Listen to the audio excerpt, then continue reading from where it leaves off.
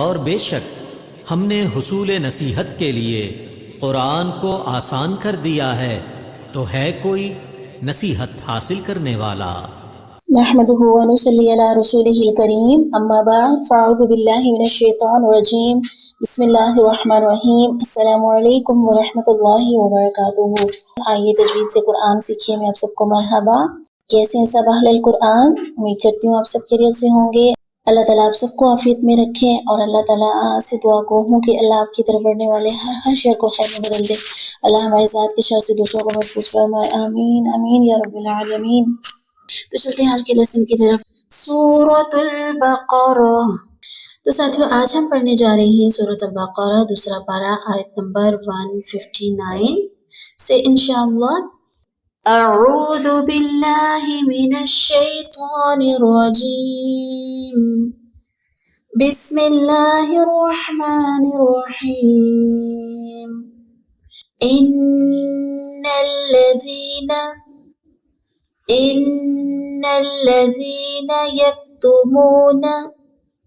یکتمون ما انزلنا، یہاں پہ دیکھیں مد منفصل ہے، الگ کلمے میں ہے حمزہ، ما الگ کلمہ ہے، انزلہ کا حمزہ الگ کلمے میں ہے، اس لیے یہاں پہ مد منفصل ہوگی۔ ما انزلنا من البینات والہدی، سانسہ دہرائیے، والہدی من بعد، یہاں کیا ہو رہا ہے؟ نون ساکن کے بعد آگے با ہے، چھوٹی سی میم بھی نظر آ رہی ہے، اس میم کو اس چھوٹی میم کے ساتھ ملائیں گے، اقلاب، اقلاب کا مطلب ہوتا ہے یعنی ملانا۔ من بعد ما بیناہ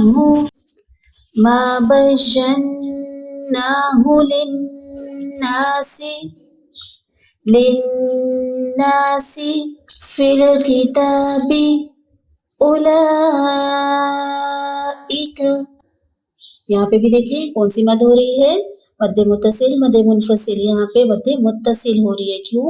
حروف مدہ کے بعد یہاں حروف مدہ الف سے پہلے زبر، واو ساکن سے پہلے پیش، یا ساکن سے پہلے زیر تو نہیں آ رہی، لیکن کھڑی زبر آ رہی ہے، کھڑی زبر بھی الف مدہ کا قائم مقام ہے، اس لیے یہاں پہ دیکھیں حمزہ اسی کلمے میں ہے، یہاں مد متصل ہوگی، یعنی مد جائز، مد واجب ہوگی۔ یلعنہم اللہ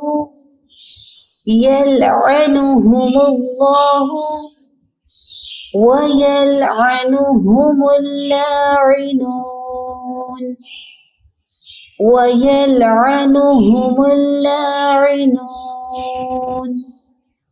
أولئك يلعنهم الله وَيَلْعَنُهُمُ اللاعنون۔ آیت نمبر 160، إِلَّا الَّذِينَ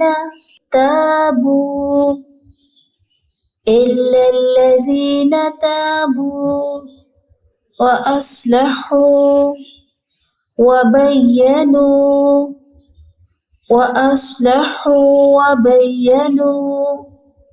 فأولئك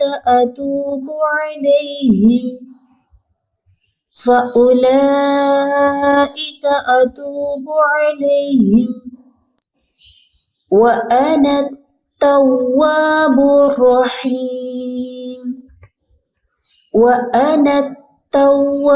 الرحیم۔ ان آیت کو ایک دفعہ پھر سے دیکھ لیتے ہیں۔ بسم اللہ الرحمن الرحیم۔ ان الذین یکتمون ما انزلنا من البینات والہدی من بعد ما بیناہ للناس فی الکتاب اولئک یلعنہم اللہ ویلعنہم اللاعنون۔ إلا الذين تابوا وأصلحوا وبينوا فأولئك أتوب عليهم وأنا التواب الرحيم. تو ساتھیو یہ ہے ہمارا آج کا لیسن. اس کو ہمیں بار بار سننا ہے، دہرانا ہے. اور اب باری ہے قرآنی قاعدے کی. ہم قرآنی قاعدے میں پڑھے ہیں مدات کا بیان، مدات، مد اور ان کے اسباب. اور آج ہم دیکھ رہے ہیں مد لازم. حروف مدہ کے بعد اگر شد یا جزم آ جائے تو مد لازم ہوتی ہے. ٹھیک ہے، مد لازم کی جاتی ہے. جیسے آج کی مثال اگر ہم دیکھ لیتے ہیں، بسم اللہ الرحمن الرحیم. دال زبر الف مد با با زبر با با، الگ سے اب با کی آواز نہیں آئے. با، دال کو با کے ساتھ ملانے. با زبر با. تا دو زیر تن. بتن. آپ دیکھیے الف سے پہلے دال کے اوپر کیا ہے؟ زبر ہے.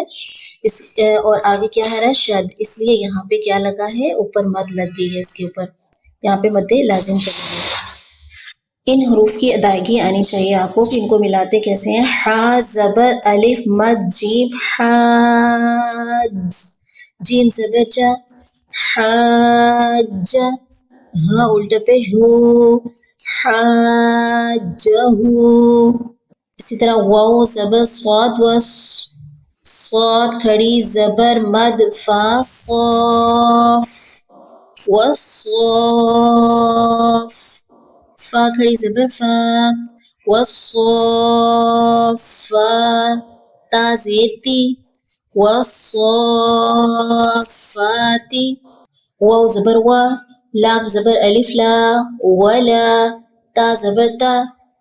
حا کھڑی زبر مد ضاد حاد ولا تحاد. ضاد پیش واو دو ولا تحادو. نون زبر نا ولا تحادون. اسی طرح آگے ولا الضالین. حمزہ زبر آ. تا پیش تو اتو. حا کھڑی زبر مد جیم حاج اتو حاج. جیم پیش واو مد نون جون اتو حاجون.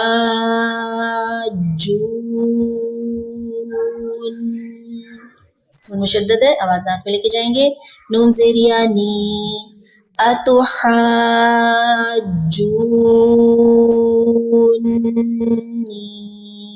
ٹھیک ہے، اور سننا ہے. بلکہ اگر آپ 1 2 3 اسٹیپ لکھ لیں، کاؤنٹنگ کر لیں کہ کون سا والا پہلے پڑھنا ہے کون سا بعد میں، تو انشاءاللہ پڑھنے میں آپ کے لیے آسانی ہو جائے گی. ٹھیک ہو گیا.